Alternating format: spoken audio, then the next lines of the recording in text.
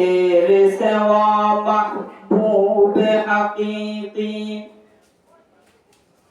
कोई नहीं है, कोई नहीं। तेरे सिवा मौजूद हकीकी कोई नहीं है, कोई नहीं। यादों में तेरे सबको भुला दूं, यादों में तेरे सबको भुला दूं, कोई ना मुझको याद रहे। सब खुशियों को आग लगा दो, सब खुशियों को आग लगा दो, खानाए दिल आबाद रहे। अब तू रहे बस तादो में आखिर, अब तू रहे बस तादो में आखिर। बिरद जुबा ऐ मेरे इलाह, ला इलाहा इल्लल्लाह, ला इलाहा इल्लल्लाह, ला इलाहा इल्लल्लाह, ला इलाहा इल्लल्लाह मुहम्मदुर रसूलुल्लाह सल्लल्लाहु अलैहि वसल्लम। আল্লাহ পাকের দরবারে অসংখ্য অগণিত শুকরিয়া, যে মহান আল্লাহ পাক রব্বুল আলামিন আমাদেরকে রজব মাসের শেষ জুমায় এসে তার মহান হুকুম জুমার নামাজ আদায়ের পূর্বে কোরআন হাদিসের আলোকে কিছু আলোচনা শুনবার, আমলের নিয়তে সওয়াবের নিয়তে শুনবার তৌফিক দান করেন। এই উদ্দেশ্যে আল্লাহ পাক আমাদেরকে এখানে মসজিদে এসে বসার তৌফিক দান করেছেন। এজন্য মহান আল্লাহ পাক রব্বুল আলামিনের দরবারে শুকরিয়া আদায় করি, বলি আলহামদুলিল্লাহ। আলহামদুলিল্লাহ। রজব মাস আমাদের মাঝখানে ছিল, রজব মাস শেষ হয়ে গেছে, আজ রজবের 30 তারিখ। আজ আসরের পর থেকে শাবান মাসের প্রথম দিন শুরু হবে, শাবানের পরে রমজান। তো গত জুমায় রজব মাসের মেরাজ সম্পর্কে আলোচনা হয়েছিল। নবী আলাইহিস সালাতু ওয়াস সালামের শান, শওকত, মুজিজা এগুলো নিয়ে আলোচনা হচ্ছিল। মোটামুটি মেরাজের ঘটনা, শাবানের আলোচনা আমাদের সবারই মুখস্থের মধ্যে, এগুলো আমরা জানি। এর ফাঁকে ফাঁকে নবী আলাইহিস সালাতু ওয়াস সালামের কিছু আলোচনা হয়ে থাকে। তো গত জুমায় নবী আলাইহিস সালাতু ওয়াস সালামের মেরাজ নিয়ে আলোচনা হয়েছিল। মেরাজের আলোচনাটা সংক্ষেপে যতটুকু সম্ভব ততটুকু গত জুমায় আলোচনা করেছি। এই জুমায় নবী আলাইহিস সালাতু ওয়াস সালামের কিছু জীবনী নিয়ে, ফাতিহ মক্কা নিয়ে আলোচনা করব ইনশাআল্লাহ। যে নবী আলাইহিস সালাম উম্মতের জন্য কত ফিকির করেছেন। মেরাজে গিয়েও নবী আলাইহিস সালাম উম্মতের কথা বলেন নাই, সেখানে গিয়েও আল্লাহ তাআলা দরবারে যখন তার সাথে কথোপকথন হয়েছিল, তখন সেখানে আল্লাহ পাক তার সাথে উম্মতদেরকে রেখেছেন। উম্মতের এত চিন্তা ফিকির নবী আলাইহিস সালাতু ওয়াস সালাম করতেন। তো যাই হোক, নবী আলাইহিস সালাতু ওয়াস সালাম ফাতিহ মক্কা নিয়ে আলোচনা করব ইনশাআল্লাহ। যেটা বলতেছিলাম, বিশাল ইতিহাস। নবী আলাইহিস সালাতু ওয়াস সালাম তায়েফের ময়দানে অনেক রক্ত দিয়েছেন। সবচেয়ে বেশি তার রক্ত বেশি দিতে হয়েছে, তিনি নির্যাতনের শিকার হয়েছেন তায়েফের ময়দানে। আর এটা প্রসিদ্ধ আছে, সকলেই জানে, বিশেষ করে যারা আরব আমিরাতে থাকেন তারা ভালো জানে যে আরব কান্ট্রির মধ্যে সবচেয়ে বেশি ফল যেখানে হয় সেটা হলো তায়েফের ময়দান। তো বিভিন্ন ঐতিহাসিকগণ, ইসলামের ইতিহাসবিদরা বলেন আর ওই তাইফের ময়দানে যে ফলগুলো হয় ওখানে ফলগুলো ভালো হয়, ফলের চাষিটা তাইফের ময়দানে বেশি হয়। এজন্য ইতিহাসবিদগণ বলেন যে নবী আলাইহিস সালাতু ওয়াস সালামের রক্তের বরকতে তাইফের ময়দানে ফল গাছের ফল বেশি হয়। ফলের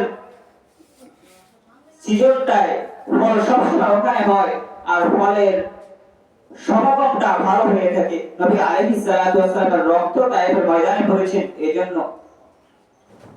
যাই হোক, নবী আলাইহিস সালাতু ওয়াস সালাম মক্কায় অনেক কষ্ট করলেন কিন্তু মক্কা বিজয় করতে পারলেন না। মক্কা ছেড়ে ছেড়ে কতবার মদিনায় হিজরত করে চলে যাইতে হয়েছিল, কতবার নবী আলাইহিস সালাতু ওয়াস সালাম মক্কা ছেড়ে মদিনায় হিজরত করে যাইতেছেন। এক পর্যায়ে নবী আলাইহিস সালাতু ওয়াস সালামের এই কষ্টের বিনিময়ে আল্লাহ পাক মক্কা বিজয় করে দিলেন। নবী আলাইহিস সালাতু ওয়াস সালামের জন্মভূমি মক্কা, এই মক্কা বিজয় হয়ে গেল।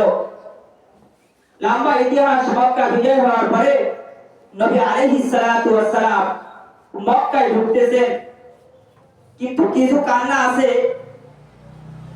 কষ্টের কান্না, কিছু কান্না আছে আনন্দের কান্না। মক্কা যখন বিজয় হয়ে গেল, নবী আলাইহিস সালাতু ওয়াস সালাম মক্কা মধ্যে ঢুকতেছেন, মাথাটা নিচের দিকে দিয়ে চোখ দিয়ে পানি ফায়া কান্না করতেছেন, আর পড়তে পড়তে ঢুকতেছেন সূরা ফাতিহা। ইন্না ফাতাহনা লাকা ফাতহাম মুবিনা লিয়াগফির লাকা আল্লাহু মা তাকদ্দামা মিন যামবিকা ওয়া মা তাআখখারা ওয়া ইউতিম্মা নি'মাতাহু আলাইকা ওয়া ইয়াহদিয়াকা সিরাতাম মুস্তাকিমা ওয়া ইয়ানসুরাকা আল্লাহু নাসরান আজিজা। সূরা ফাতিহা পাঠ করতেছেন আর মক্কা মধ্যে ঢুকতেছেন। মক্কার মধ্যে নবী আলাইহিস সালাতু ওয়াস সালাম ঢুকে ঘোষণা করলেন, লা তাসরিবা আলাইকুমুল ইয়াউম, আজ মক্কা স্বাধীন হয়ে গেছে, মক্কা স্বাধীন। মক্কায় সাধারণ ক্ষমা ঘোষণা করা হলো, সকলকে মক্কা থেকে সাধারণ ক্ষমা ঘোষণা করা হলো, সকলকে ক্ষমা করে দিলাম। তবে মান দাখালা মসজিদাল হারামে ফাহুয়া আমিন, যারা মসজিদে আরবে প্রবেশ করবে তারা নিরাপদ। ওয়া মান আখরাজা বা'দাহু ফাহুয়া আমিন, যারা ঘরের মধ্যে ঢুকে দরজা বন্ধ করে ঘরের মধ্যে আশ্রয় নেবে তারাও নিরাপদ। ওয়া মান দাখালা দার আবি সুফিয়ান, যারা আবু সুফিয়ানের ঘরে প্রবেশ করবে তারাও নিরাপদ। কিন্তু আল্লাহ পাক রব্বুল আলামিন আগেই তো বলে দিয়েছিলেন, ইন্নাল্লাযীনা ইউযুনা আল্লাহা ওয়া রাসূলাহু লা'নাহুমুল্লাহু ফিদ দুনিয়া ওয়াল আখিরাহ। আয় আমার প্রিয় হাবিব, সকলকে ক্ষমা করবেন না, সকলকে আপনি ক্ষমা করবেন না। কিছু মালাউন আছে, কিছু অভিশপ্ত আছে, ওদেরকে আপনি ক্ষমা করবেন না। আল্লাহ পাক রব্বুল আলামিন পবিত্র কালামুল্লাহ শরীফে ইরশাদ করেন, মালউনিন আইনামা সুকিফু উখিযু ওয়া কুতিলু তাকতিলা। আয় আমার প্রিয় হাবিব, সকলকে ক্ষমা করবেন না, যারা মালউন এদেরকে ক্ষমা করবেন না। সাধারণত মালউন বলতে আমরা হিন্দুদেরকে বুঝি। কোন হিন্দু কোন একটা জাতি মালউনের অন্তর্ভুক্ত নয়। মালউন হচ্ছে সকল ধর্মের একটা শ্রেণীর নাম।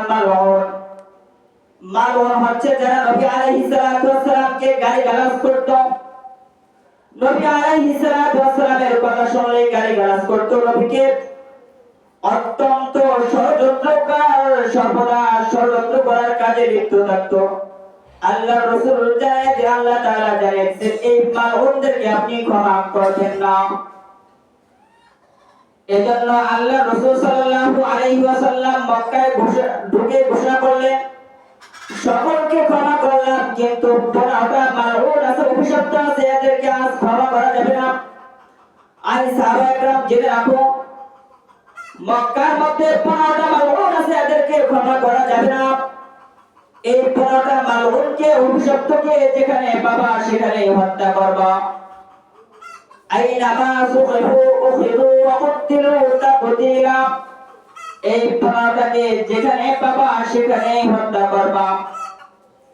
এই 15টা হলো আব্দুল্লাহ ইবনে খতল, কুরতুনা, কুরাইনা, হিন্দা বিনতে উতবা, ইকরিমা ইবনে আবু জাহেল, মাকিস ইবনে সুমারা, সারা, ওয়াইস ইবনে ওয়াহশি ইবনে হারব। এই 15 মালউনকে যেখানে পাবা সেখানেই হত্যা করবা। এদেরকে ক্ষমা করা যাবে না,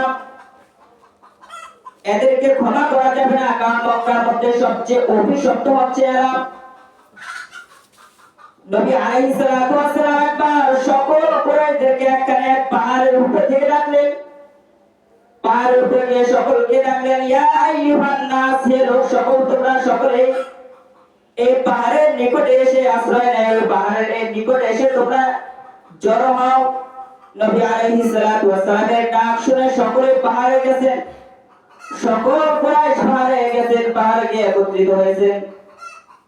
নবী আলাইহিস সালাতু ওয়াস সালাম বললেন, শোনো, আমি যদি বলি যে এই পাহাড়ের পিছনে শত্রুরা আছে, তোমাদেরকে আক্রমণ করবে, তাহলে তোমরা কি এই কথা বিশ্বাস করবে? এক বাক্যে বলল, হ্যাঁ হ্যাঁ অবশ্যই আমরা তোমার কথা বিশ্বাস করবে, আমরা বিশ্বাস করব, কারণ তুমি মিথ্যা কথা বলো না, এজন্য আমরা বিশ্বাস করব।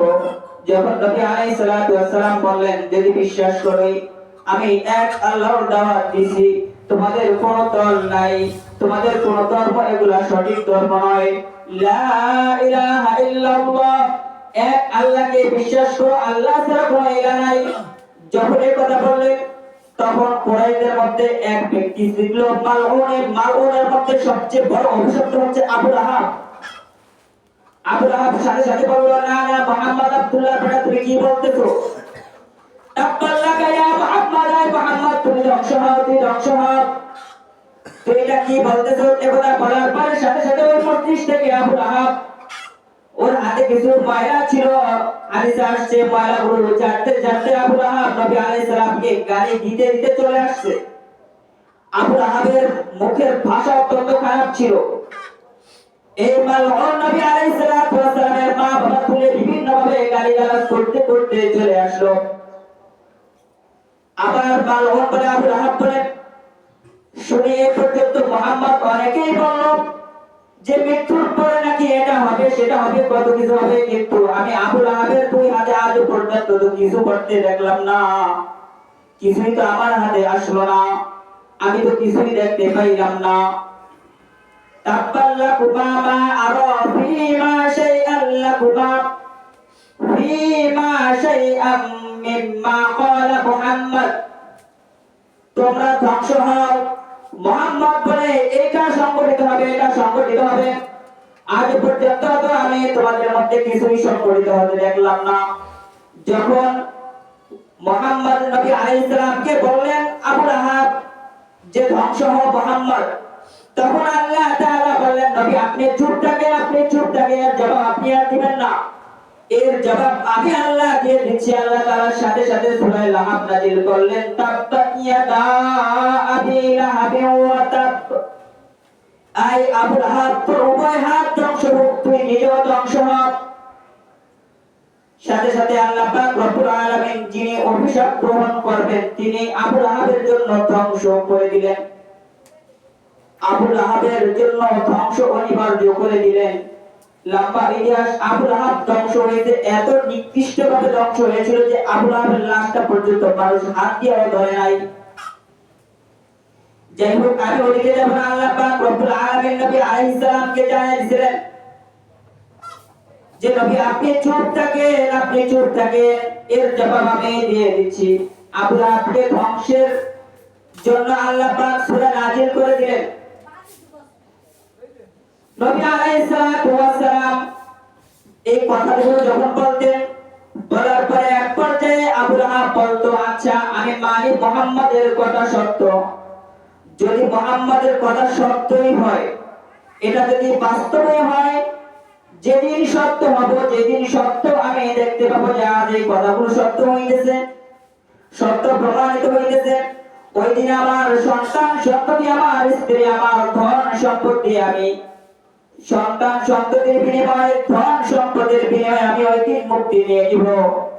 এই কথা যখন আবু লাহাব বললেন, আল্লাহ পাক রব্বুল আলামিন জানিয়ে দিলেন, মা আবনা আনহু মালুহু ওয়া মা কাসাব।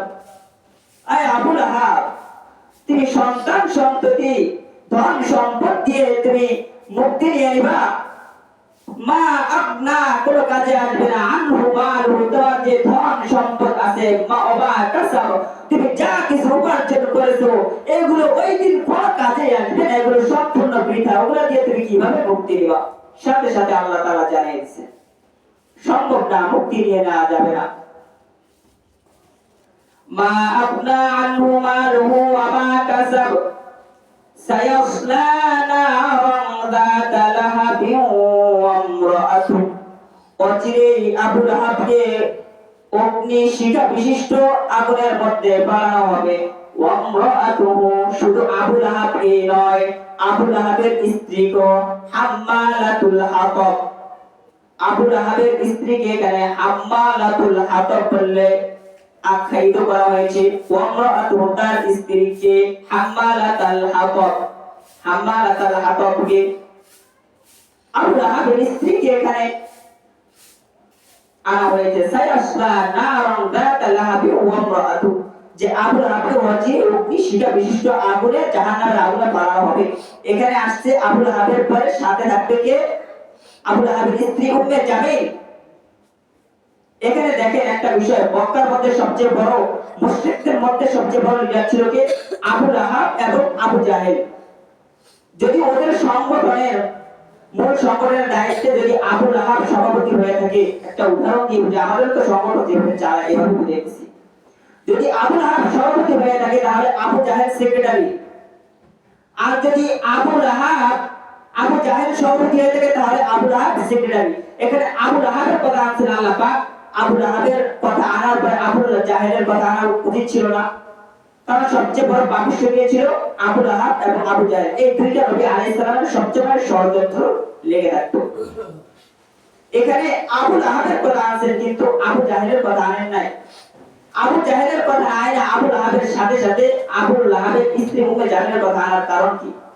সকল মুফাসসিরিন ইকরাম একমত, যেখানে আবু লাহাবের কথা এলে সাথে সাথে আবু লাহাবের স্ত্রী কথা এজন্য এনেছে যে আবু লাহাব এখানে সবচেয়ে বড় অপরাধী। এই অপরাধীকে সহযোগিতা করত আবু লাহাবের স্ত্রী উম্মে জামিল। এজন্য আবু লাহাবের সাথে সমর্থন করত আবু লাহাবের স্ত্রী উম্মে জামিল। আল্লাহ পাক এই আবু জাহেলকে জাহান্নামে পাঠানোর পরে আবু লাহাবের স্ত্রী উম্মে জামিলকে আনার উদ্দেশ্য হচ্ছে যে দুনিয়ার মুসলমান তোমরা জেনে রাখো, যে কেউ যখন নবীকে গালি দিবে, নবীর বিরুদ্ধাচরণ করবে, কিন্তু সরাসরি নবীকে গালি দেওয়ার প্রয়োজন নাই, নবীর বিরুদ্ধাচরণ করার প্রয়োজন নাই। এখানে যেভাবে আবু লাহাবের কথা এনে আবু লাহাবের সহযোগী সমর্থক উম্মে জামিলের কথা আনা হয়েছে, তেমনি ভাবে মনে করো তুমি বলতে পারো আমি নবীকে গালি দেই না, আমি নবীর বিরুদ্ধাচরণ করি না, আমি দ্বীন ও শরীয়তের বিরুদ্ধাচরণ করি না, কিন্তু মূল ভূমিকা যারা পালন করে তুমি যদি তাদের সহযোগিতা করো, উম্মে জামিলের মতো তাদেরকে সমর্থন করো, তুমি এই মূল ভূমিকা পালনকারীদের সাথে জাহান্নামে যাবে। কি বলতে পারবা আমি নবীকে গালি দেই নাই, আমি নবীর বিরুদ্ধাচরণ করি নাই, কিন্তু যদি নবীর বিরুদ্ধাচরণকারী কাউকে সমর্থন করো, তাকে পিছন থেকে ধাক্কা দাও, তাকে সহযোগিতা করো, ওই মূল ভূমিকা পালনকারীর সাথে তুমিও জাহান্নামে যাবে। এটা প্রমাণ। সায়াসলা নারান যাতা লাহাবিন ওয়া ইমরাআতুহু হাম্মালাতাল হাতাব। এজন্য আবু জাহেলের কথা আনেন নাই, আবু লাহাবের স্ত্রী সহযোগী উম্মে জামিলের কথা এনেছে। এজন্য সাবধান, আমরা কাকে সমর্থন করব, আমরা কার পক্ষে থাকবো, এটা এখন আমাদের ব্যক্তিগত ব্যাপার। আমরা চিন্তা ফিকির করে কার সমর্থন করব। কখনো নবী আলাইহিস সালাম আর নবী আলাইহিস সালামের বিশেষ করে যারা বিরুদ্ধাচরণ করে, এটা সর্বসময় দেখেছি, বিশেষ করে সাংস্কৃতিক কর্মী যারা থাকে, এই সাংস্কৃতিক কর্মীরা সর্বদা নবী আলাইহিস সালামের বিরুদ্ধাচরণ করে। এখন বলতে পারেন আবু লাহাব তো নাই, তো এই সূরার হুকুম তো চলে গেছে, এই সূরার বিধান তো চলে গেছে, আবু লাহাবের স্ত্রী তো নাই, চলে গেছে। মনে রাখেন আবু লাহাবের সুরত চেঞ্জ হয়েছে, আবু লাহাবের নাই, উম্মে জামিলের সুরত চেঞ্জ হয়েছে, উম্মে জামিলের সিরত চেঞ্জ হয় নাই। উম্মে আবুল হাক মার্কা মানুষ এখনো দুনিয়াতে আছে, থাকবে, এবং আবুল হাক স্ত্রী উম্মে জামিল মার্কা নারী এখনো আছে, আজীবন থাকবে। মনে রাখেন, তসলিমা নাসরিন মার্কা যে সমস্ত নারী পুরুষ যারা আছে এরা হচ্ছে আবুল হাক স্ত্রী উম্মে জামিলের দল, এটা মনে রাখবেন। এইজন্য সাবধান। নবী আলাইহিস সালাম কেমন অনেকে বলবে যে আমি তো নবী আলাইহিস সালামের বুদ্ধাচরণ করি নাই, আমি তো এমন গুনাহ করি অমুক গুনাহ করি নাই, কিন্তু এগুলো আমার আমল নামে আসছে কেন? যখন আমল নামা পেশ করা হবে, কেন এইগুলো তো আমি করি নাই, কিন্তু এটা আমার আমল নামে কেন আসছে? সাথে সাথে আল্লাহ পাক ফেরেশতাদের মাধ্যমে জানিয়ে দিবেন তুমি করো নাই, কিন্তু যারা করেছে তাদেরকে সমর্থন করেছো, এজন্য সমর্থনকারী হিসেবে তোমার গুনাহ, সেইগুলো তোমার আমল নামে আসছে। এজন্য সাবধান, কি করবে? যাই হোক, আমি বলতেছিলাম সূরা লাহাবের তাফসীর ব্যাখ্যা করতেছিলাম, এখানে হাম্মালাতুল হাতাব বলা হয়েছে। দেখেন, এই আবুল হাবকে সহযোগিতা করতে আবুল হাবের স্ত্রী উম্মে জামিল। যখন এই সূরা লাহাব নাযিল হয়, এই সূরা লাহাবের ভিতরে যখন নাযিল হয় উমরাতুহু হাম্মালাতুল হাতাব, যখন এই আয়াতটা নাযিল হয় যে আবুল হাবের স্ত্রী, ওর নামে সূরা নাযিল হয়েছে।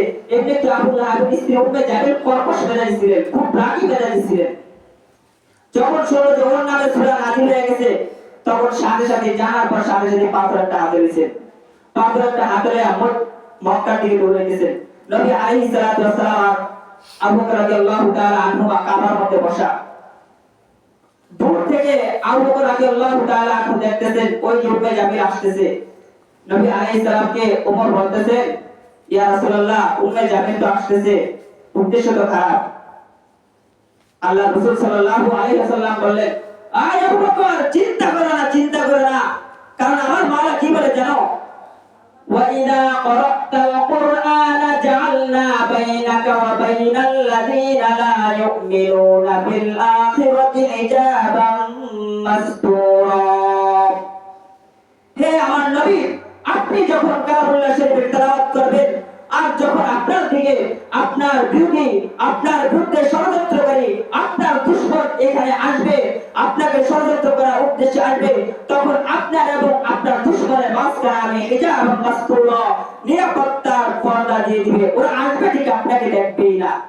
নবী আলাইহিস সালাম এই আয়াত তেলাওয়াত করে শুনিয়ে দিলেন।